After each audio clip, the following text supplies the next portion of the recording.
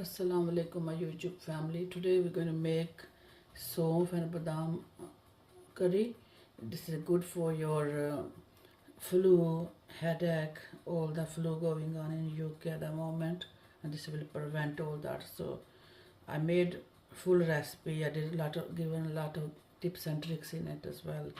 So please watch my full recipe. This is step by step recipe for beginners, and you can save this recipe. You can share with other people. This are made for 4 people, so it costed me like maybe £1 altogether with all the ingredient, or £2.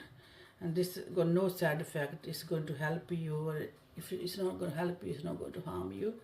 You can make one chapati and you can soak the chapati in and eat it like that. You can eat it with bread or naan or just as a soup. So mashallah, look nice. You can freeze it as well. So say, and that doesn't mean you have to have flu and eat this. You can eat this regularly in winter or any season to prevent infection. Yeah.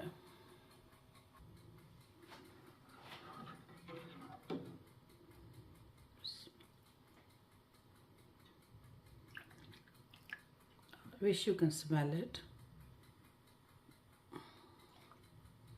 So this bowl is enough for one person. So I'm sure this will do me for 6 people.